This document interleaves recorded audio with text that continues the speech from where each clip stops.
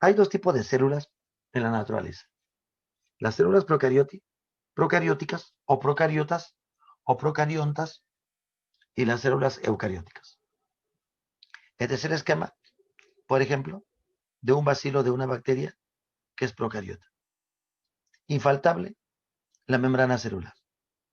Entonces que parece una capsulita con su colita en la representación de un tipo de bacteria. No todas son así. Este es un modelo bacteriano. Bacterias y arqueas. Antiguamente conocidas como arqueobacterias. Son procariotas. Y se calcula que tienen unos 3.000 millones de años de antigüedad. 3.000 a 3.500 millones de años de antigüedad. Tiempo tremendo, ¿eh? Tremendo tiempo. Estas células carecen de núcleo definido y de organelos membranos. No tienen mitocondrias, aparato de Golgi, ni tampoco tienen cloroplasto. No, no tienen. Lo que sí tienen son bastantes ribosomas. En el citoplasma, en esta parte interna, se llevan a cabo las funciones metabólicas. Se llevan a cabo las funciones de síntesis, de secreción. Acá, en estas partecitas, observa. Ahí el ADN está empaquetadito. ¿Qué partes podría tener una bacteria? Como te dije, la membrana celular, infaltable. Puede tener el ADN aquí empaquetadito, desnudo. No en un núcleo, no hay núcleo verdadero. El ADN circular desnudo, también llamado nucleoide, también llamado cromosoma. Único, desnudo, infaltable. Puede haber un pedacito de ADN, no el principal, sino extracromosómico, llamado plásmido. Ese plásmido puede haber provenido de otra célula bacteriana, a través de una especie de pelitos, ahí está, mira, que pueden conectarse y por ahí transportarse este plásmido. No siempre hay, pero sí es bastante común encontrar. El plásmido, los ribosomas, que se encargan de la síntesis de proteínas. Estas esquemitas en forma de puntitos son ribosomas, que se encargan de la traducción. ¿Qué es la traducción? La elaboración de las proteínas. La síntesis de ATP y la fotosíntesis sucede en los mesosomas. Los mesosomas son pliegues internos de la membrana, son imaginaciones de la membrana.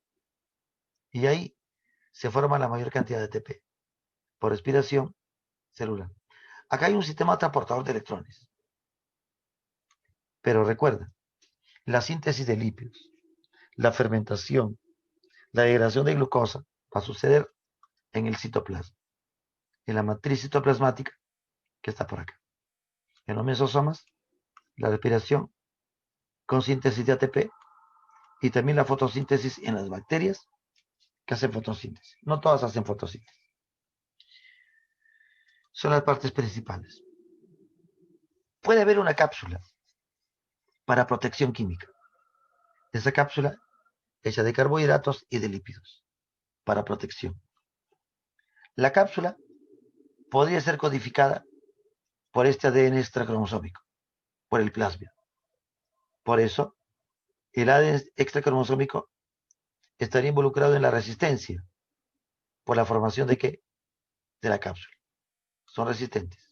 No todas tienen cápsula. La pared celular también siempre está presente. Da la forma y da rigidez. Está hecha de peptidoglucano, también conocida como mureína. Peptidoglucano mureína. En las arqueas es básicamente igual, sino que por un tipo de enlace distinto se le suele llamar pseudopeptidoglucano o pseudomureína.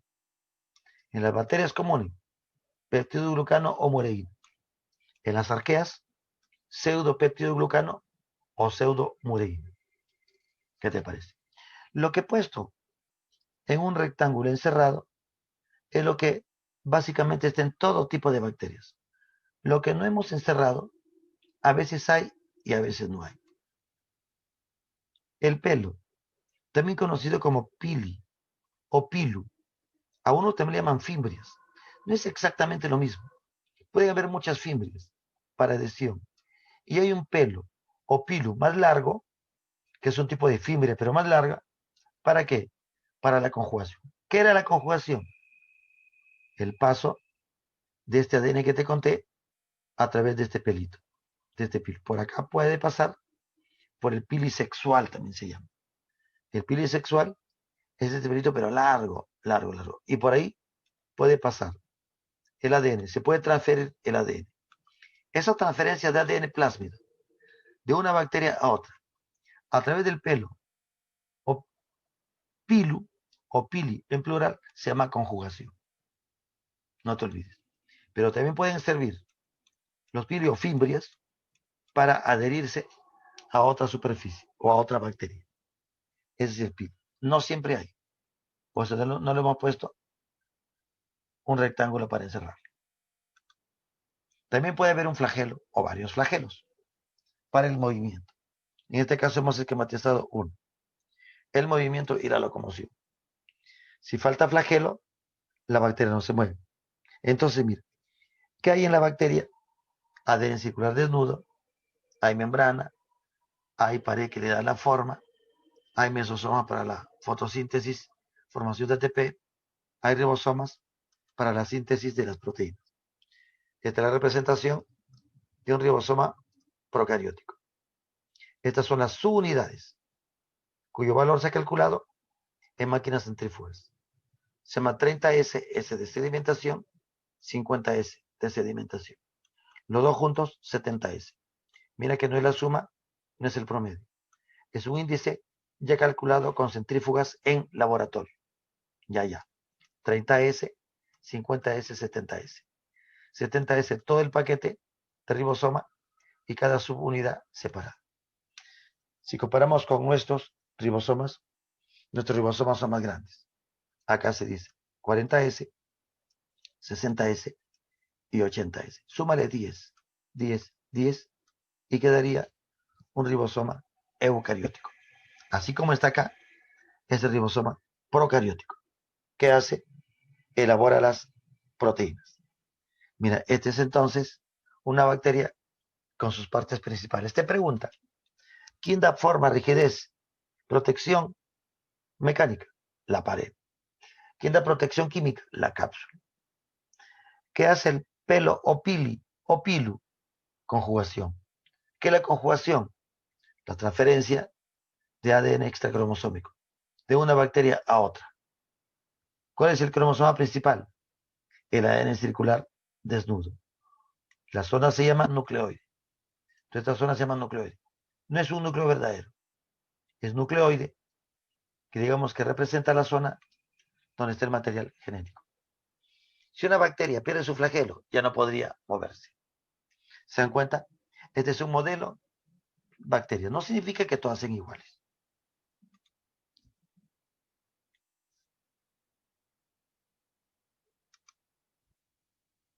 Repasando un par de cosas para poder complementar. Dice, el enunciado. La célula es la mínima porción de la materia viva y las células provienen de otras células. Se estableció con la teoría celular planteada por ¿quién? ¿Se acuerdan? ¿Trevirano y Lamar? No, ellos dieron la palabra biología. Singer, Hooke y Nicholson. Hooke describió la célula. Singer y Nicholson van a dar modelo de la membrana. Francis Crick, modelo del ADN. Schleiden, Schwann y Virchow, ellos proponen la teoría ¿qué cosa? Celular. Hooke, no. La de. Dos, los organismos procariotas no presentan núcleo. Por ejemplo, a ver, ¿cuál es una procariota? ¿Cuál es una procariota? Las cianobacterias. Son bacterias fotosintéticas. Esas son procarióticas. Animales eucarióticos. Plantas eucarióticas. Hongos eucarióticos. Amebas eucarióticos. Solo arqueas y bacterias procarióticas.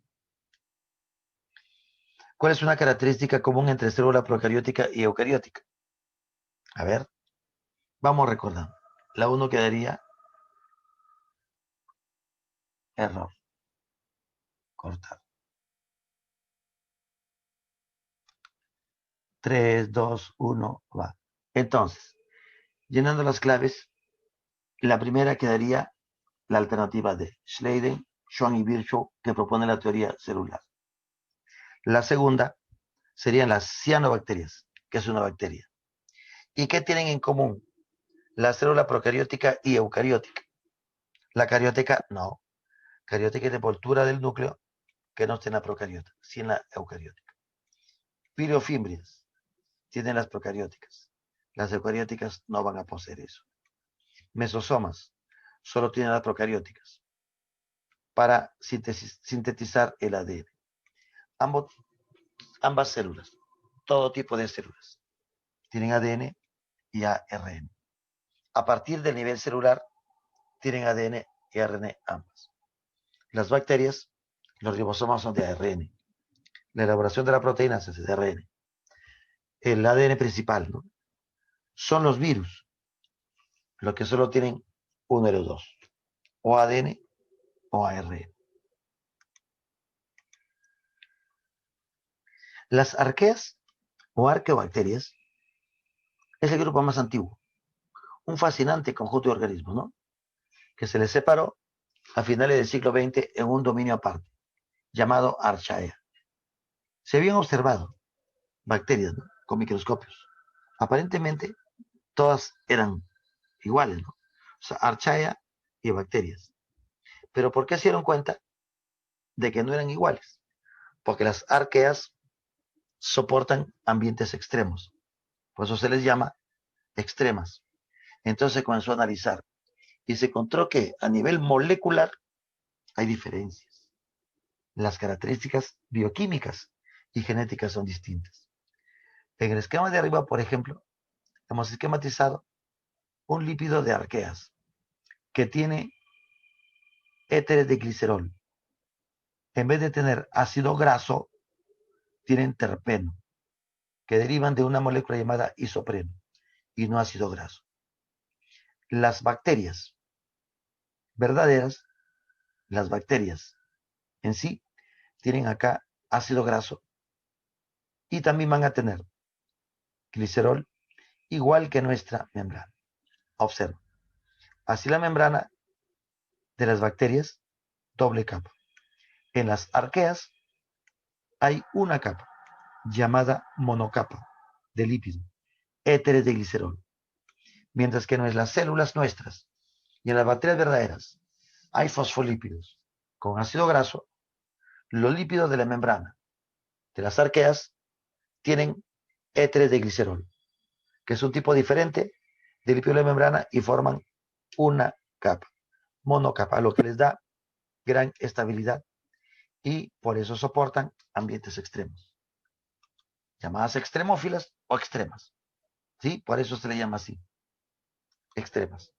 Ejemplo, las metanógenas, como Metanococcus. Son arqueas que viven en los fondos de los pantanos. En los yacimientos de gas hay metanógenas, anaeróbicas.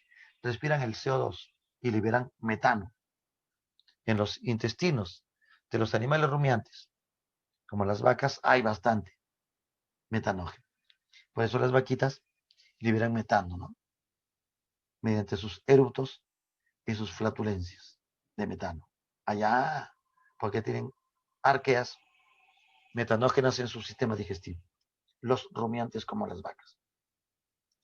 Las halófilas son arqueas que soportan gran salinidad. Así son.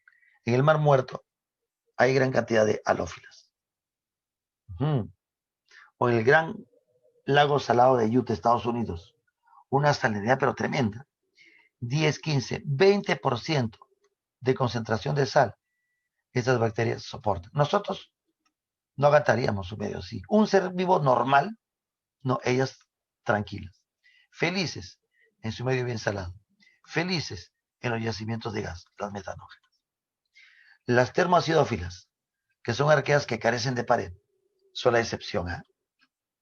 Habitan lugares cerca a los volcanes, En las aguas termales hay qué cosa, termocidófilas. Ajá, en los baños del Inca, ¿se acuerdan? ¿Cierto? Ahí hay estas arqueas. ¿Por qué? Porque soportan calor y acidez. Imagínate una termocidófila habitando, ¿no?, un lugar a 100 grados Celsius y en ácido clorhídrico. Tremenda, ¿no? Por eso te digo que son extremas. Entonces, este otro lugar a que se busque, ¿no? ¿Por qué soportaban estos ambientes extremos? Y se encontró que tenían la membrana y la pared también distinta. La pared en las arqueas es de pseudomureína o pseudopeptidoglucano. A diferencia de las bacterias, que es de peptidoglucano o mureína. Justamente el otro grupo es de las bacterias verdaderas, ¿no? Eubacteria, que significa bacteria verdadera, incluye los procariotas causantes de enfermedades. Producen la tuberculosis, producen la tifoidea, producen la fiebre de Malta o brucelosis. Eubacterias. La que está en el aire, suelo, aguas, prácticamente todo el mundo. Tracto digestivo. Nosotros tenemos bacterias adentro de nuestro sistema digestivo, que forman la microbiota, antiguamente conocida como flora intestinal. El nombre actual es microbiota, ¿no? Son las más comunes y cosmopolitas, es decir, que están en todo el mundo.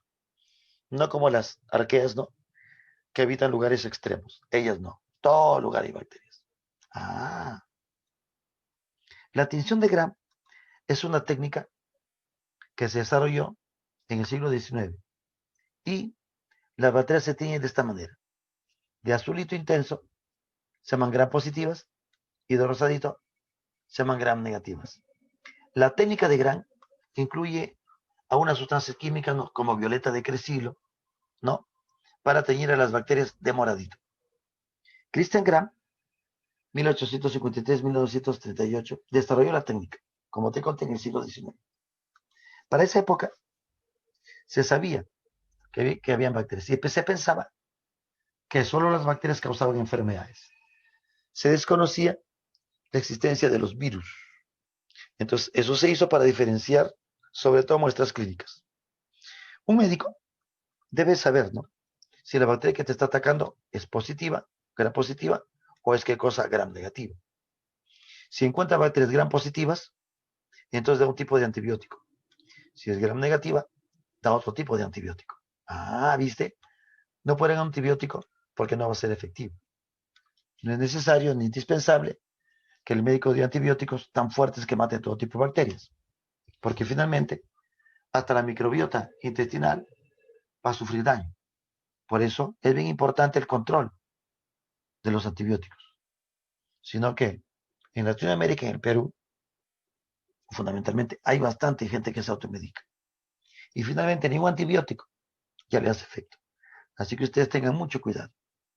Como te conté, las gram positivas te tienen de color violeta o púrpura. Ahí está. Y la gram negativa de color, ¿qué cosa? Rosado o rojito. Ahí está.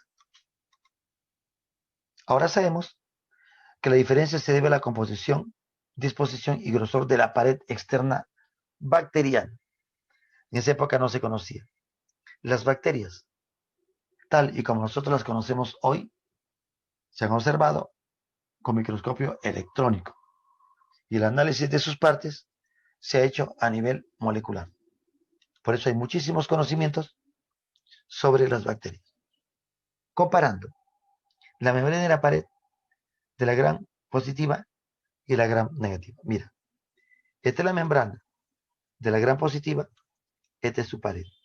Mira que la pared de la gram positiva es gruesa y tiene una membrana por dentro de la pared. Tiene una sustancia química por la parte externa que se llama ácido teicoico, que es un tipo de lípido, ¿no? Ya. Y algunos ejemplos de estas bacterias: lactobacillus, con eso se hace el yogur; corinobacterias, que produce la difteria, una infección de las vías aéreas superiores; Clostridium, que produce el tétanos, por ejemplo. Clostridium tetanis. Ah, entonces mira, la gram negativa, mira que tiene una pared delgadita de péptido glucano, tiene pared, pero tiene doble membrana. Membrana externa, membrana interna. Esa es la gram negativa. Ejemplo, el gonococo de Neisseria, que produce la gonorrea, el coco de la meningitis, de la neumonía, Escherichia coli, que evita nuestro intestino grueso, Helicobacter pylori, que produce la gastritis y eventualmente cáncer de estómago, la salmonela, que produce la tifoidea, etc. Son ejemplos de bacterias gram positivas, bacterias gram negativas. Entonces, mira, la gram positiva, pared gruesa, una membrana. La gram negativa, pared delgada, doble membrana. Entonces, por eso los antibióticos que destruyen la pared son los utilizados para gram positiva. Pero si le ponen ese antibiótico en la gram negativa, no le va a hacer daño porque no tiene pared externa, pues. Tiene membrana y ahí no actúa el antibiótico. Ya tendría el médico que utilizar otro antibiótico específico para esa enfermedad, ¿no? A los, a los, a las reses, a los rumiantes, no se les da antibiótico por vía oral, porque el antibiótico destruiría ¿qué cosa? A las bacterias de su sistema digestivo, ¿no? Pues a las reses se le pone antibiótico principalmente por vía endovenosa, intramuscular, por inyectar. Viste que todo se tiene que conocer para que sepa de qué se trata. Todo tiene sentido ahora, ¿sí o no?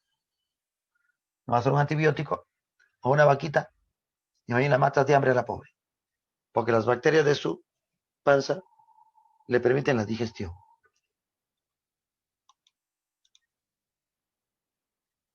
Observa las formas bacterianas. A ver, si tienen forma así de una cápsula, se llama ¿qué cosa? Bacilos. Forma de culebrita, espiral. Esto que tiene forma de una comita, vibrio o vibrión. Forma redondita, se llama coco. Esto que parece una salchicha, mira, bacilo, bacilo, bacilo, bacilo, estreptobacilo. Cuando los cocos se agrupan en fila, en cadena, se llama estreptococo. Cuando forma racimos por varias direcciones, se llama estafilococo. Cuando forman cubos, se llaman sarcinas, son todos cocos. Son los cocos. Por eso el nombrecito, ¿no? Esa clasificación sencilla es la forma. No hay una división acá o no hay una clasificación por las formas moleculares, solo por la forma. Incluso se pueden clasificar por la posición y la cantidad de los flagelos. Mira, si tiene un solo flagelo, como la A, se llama monótrica. Ahí está, monótrica. Si tiene varios flagelos de un lado, se llaman lofótricas. Si tienen flagelos a ambos lados, uno o varios, pero en ambos lados, anfítrica. Y cuando tienen bastantes flagelos alrededor, se llama perítrica. Estas son las bacterias según la forma de su flagelo. Unas cuantas bacterias para que conozcas. Las clamidias, que producen infecciones por transmisión sexual. También pueden producir alteraciones en el ojo, tracoma ocular. Son bacterias gram negativas de infección intracelular exclusiva. Las riquecias son parásitos intracelulares obligados, muy pequeños, también gram negativos. Produce la enfermedad, la fiebre de las montañas rocosas. La enfermedad de las montañas rocosas transmitida por garrapatas, ¿no? Que atacan vasos sanguíneos, producen vasculitis y exantemas, manchas rojas en la piel. Podrían matar al paciente. Las cianobacterias, antiguamente conocidas como algas verdeazules, son fotosintéticas o fotoautótrofas. Mira, son bien bonitas, así como cadenitas. Se pueden agrupar en grandes cantidades, millones de ellas, y formar unas estructuras así, mira, que parecen uvitas. Este es el famoso nosto o cuchuro, que es un alimento de las zonas altoandinas. Crece en lagunas y ríos de las zonas altoandinas. Ah, que la gente usa para comerlo con sopas, con guisos, en mazamorras, en jugos, de aspecto gelatinoso, así. Ese es el cushuro. ¿Tiene, tiene valor? No, proteico, energético. Si son seres vivos, entonces deben tener sustancias alimenticias. Los micoplasmas son de gran interés evolutivo. Son muy, muy pequeños. Las bacterias más pequeñas que se consideran. Pequeñísimas, pequeñísimas. Los micoplasmas pueden adquirir diversas formas. Como carecen de pared, entonces algunos se ponen así, mira, medio larguitos, otros redonditos, en forma distintas. Son micoplasmas. Podrían producir neumonía leve en los adultos, pero si es un niño sí lo podría infectar más. Entonces, si te das cuenta, la mayoría de bacterias entonces son de este tipo. Muchas son desintegradoras en los ecosistemas. Pueden causar enfermedades, pero no. La mayoría de las bacterias son benéficas. Son desintegradoras, mira, hasta se pueden usar como alimento. Unas cuantas preguntas para poder consolidar esto. ¿Cuál de los siguientes organismos mencionados es Archaea? ¿Se acuerdan Archaea? Arqueobacterias, ¿no? Las más antiguas. ¿Cuál sería? Metanógena. Amoeba es una ameba, un ser eucariótico. Micoplasma es una bacteria, Plasmodium es un protozoario y metanógena es una archaea. Sobre las colonias de bacterias, si son esféricas se forman racimos. Racimos, ¿te acuerdas o no? Diplococo son dos cocos. Sartinas era en cubo. Estafilococos son en grupo, en racimos. Estreptococos son en cadenas o en filas. Por lo tanto, la respuesta queda la letra C. 6. El componente principal de la pared celular bacteriana. Bacteriana. ¿Se acuerdan o no? Quitina, no, esta es pared de los hongos. Péptido, glucano o moreína. Ese es el principal componente. Proteína no es la pared, pero sí hay proteína en la membrana. Polipéptido, tampoco. Pueden haber péptidos y glúcidos. Por eso se llama péptido glucano. Porque son glúcidos parecidos a la quitina, pero con puentes de aminoácidos entre ellos. Por eso péptido glucano. La B. 7. La bacteria del esquema es de tipo, a ver, ¿qué tipo? Ahí es, mira, por la posición de los flagelos. Recuerda, se llama monótrica si tiene un flagelo. Acá tiene varios en un extremo. Se le llama entonces lofótrica. Anfítrica si tuviera en ambos lados, acá y por este lado. Perítica se tendría alrededor. Así que esta bacteria es lofótrica. 8. Un organismo unicelular, procariota, o sea, una bacteria, autótrofo, con mesosomas. Estos son los pliegues de la membrana. Pared celular de Moreína, también llamado peptidoglucano, y flagelado. Entonces estamos hablando de qué? De una bacteria, porque es procariota. Gracias por esos aplausos. Hasta ahí esa parte de la célula procariótica y de los virus. Nos vemos en la siguiente sesión. Abrazos y cuídense, chicos.